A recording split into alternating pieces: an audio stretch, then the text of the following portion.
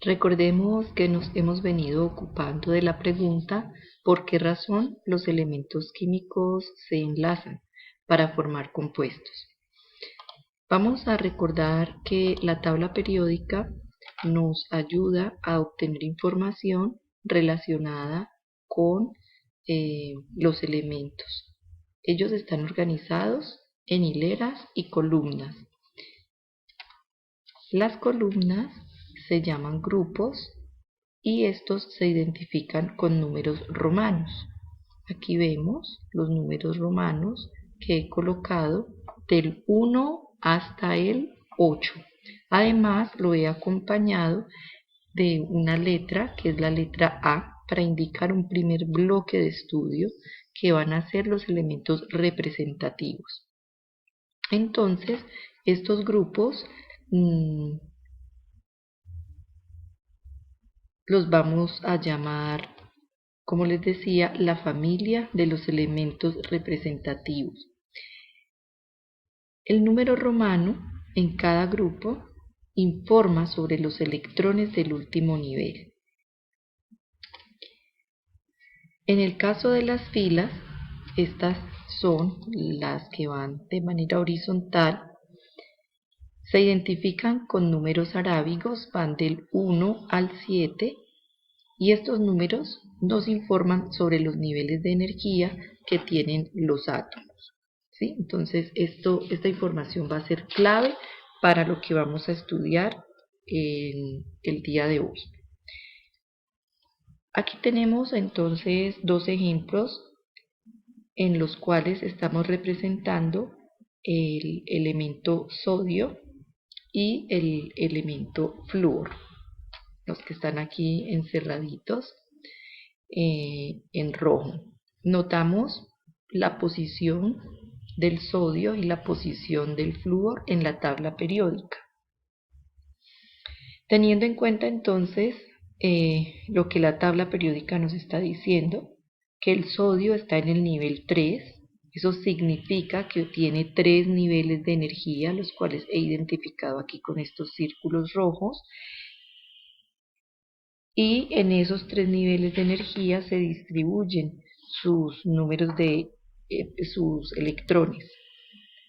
¿Cuántos electrones? 11 en total, que es el número atómico del elemento.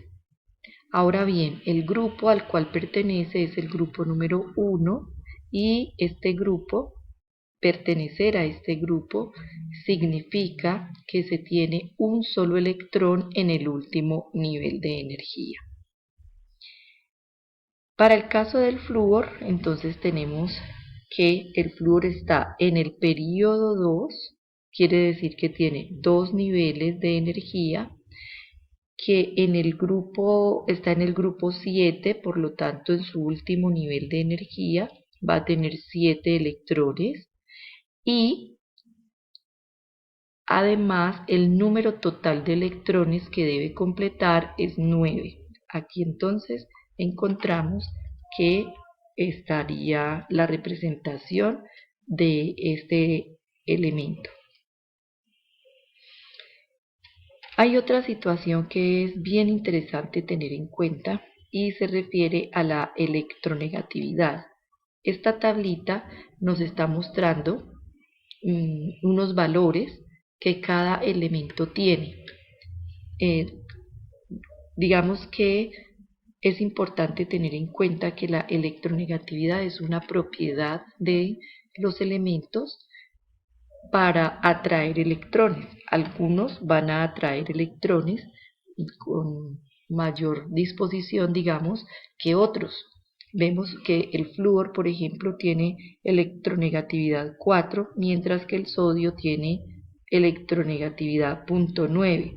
¿Qué quiere decir esto? Que el flúor, cuando está interactuando con el sodio, pues el flúor va a tener la mayor capacidad para atraer electrones. Esta electronegatividad tiene un comportamiento periódico en la tabla y de tal manera que va aumentando de izquierda a derecha va aumentando y de abajo hacia arriba también aumenta. Los valores que tenemos en el nivel 7 van a ser menores que los que tenemos en el nivel 1 en cada uno de los grupos. Y de izquierda a derecha también sucede que a la izquierda tenemos los menores valores y a la derecha vamos a encontrar los valores mayores. Como la electronegatividad es esa capacidad para atraer electrones, se puede decir que por estos valores el flúor va a ser el elemento más electronegativo de todos los de la tabla periódica. Es el que mayor capacidad tiene para atraer electrones, puesto que su valor de electronegatividad es 4. En este caso, el sodio es menos electronegativo y por lo tanto no atrae electrones. Su tendencia es a ceder el electrón del último nivel. Entonces aquí lo hemos representado con la flechita en el sentido sodio-flúor. ¿Por qué tiene la tendencia a ceder? ¿Por qué se da esta situación? Porque lo que pretende, digamos, cada átomo es completar 8 electrones en su último nivel. Veamos qué sucede. En este caso tenemos acá otra forma de representar los electrones y es utilizando esta representación que se llama fórmula de Lewis, en donde se coloca el número de electrones del último nivel alrededor del símbolo del elemento. Les decía que los electrones se transfieren para que cada átomo complete 8 electrones en su último nivel. Esa es la tendencia de la mayoría de los elementos, recuerden que ya lo habíamos mencionado, ya que de esta manera se hacen mucho más estables. Entonces, cuando un elemento transfiere un electrón, como ha perdido electrones, veamos qué sucede. El sodio ha transferido su electrón al flúor. Entonces vemos que esta sería la situación. El sodio ha quedado ya con 8 electrones en el nivel final con el que ha quedado, y al recibir, entre comillas, digamos así, este electrón que estaba en el sodio, también el flúor ha completado sus 8 electrones. Cuando un electrón es transferido de un átomo a otro, entonces el átomo que ha transferido ese electrón va a quedar con carga positiva y el que ha ganado electrones va a quedar con carga negativa. Esto porque recordemos que los átomos son eléctricamente neutros y las cargas que se pueden transferir o las partículas que se pueden transferir tienen carga eléctrica negativa.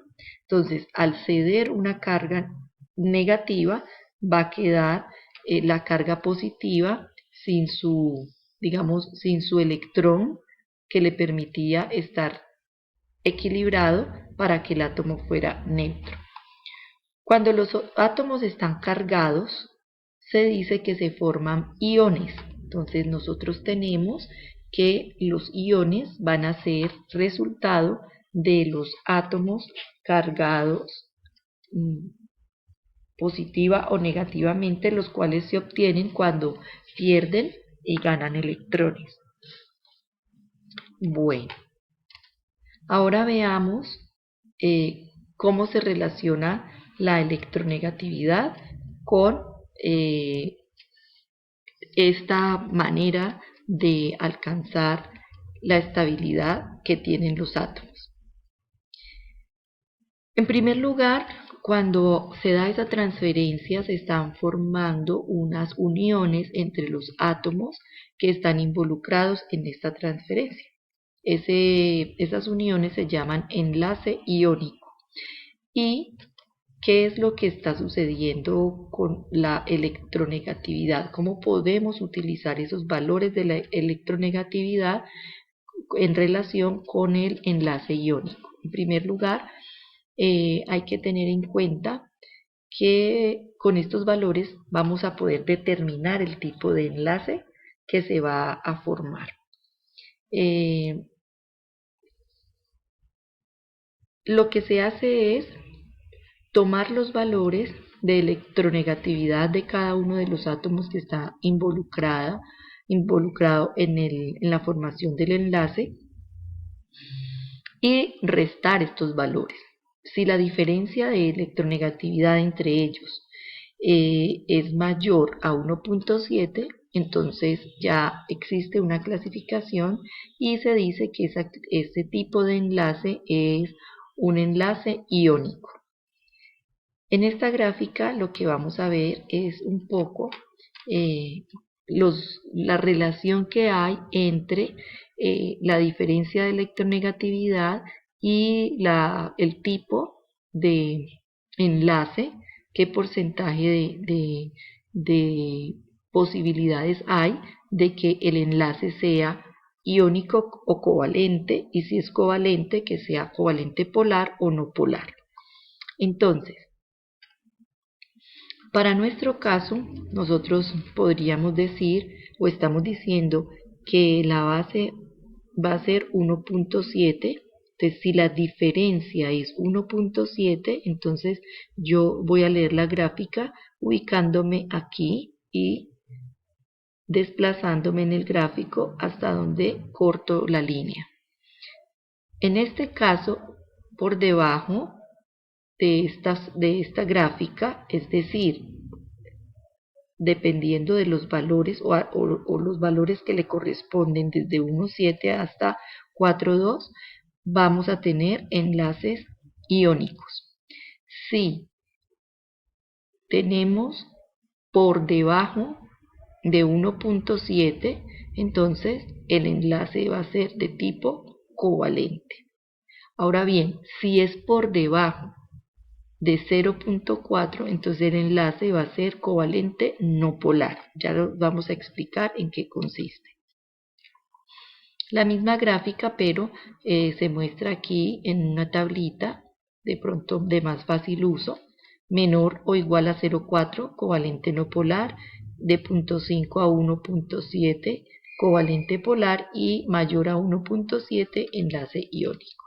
Bien, entonces vamos a mirar que en esta gráfica nos dice que el sodio tiene una electronegatividad equivalente a 0.9, mientras que el flúor equivale su electronegatividad a 4. Al hacer la resta, entonces obtenemos una diferencia de 3.1, y como 3.1 es mayor que 1.7, decimos que el enlace es iónico. Se ha formado un compuesto iónico. Aquí les voy a sugerir que hagan una pausa en el video y que hagan el siguiente ejercicio. Pausen el video siquiera unos 10 minuticos y ustedes van a realizar la caracterización de los enlaces que se pueden formar entre estos compuestos a partir de la diferencia de electronegatividad. Bueno,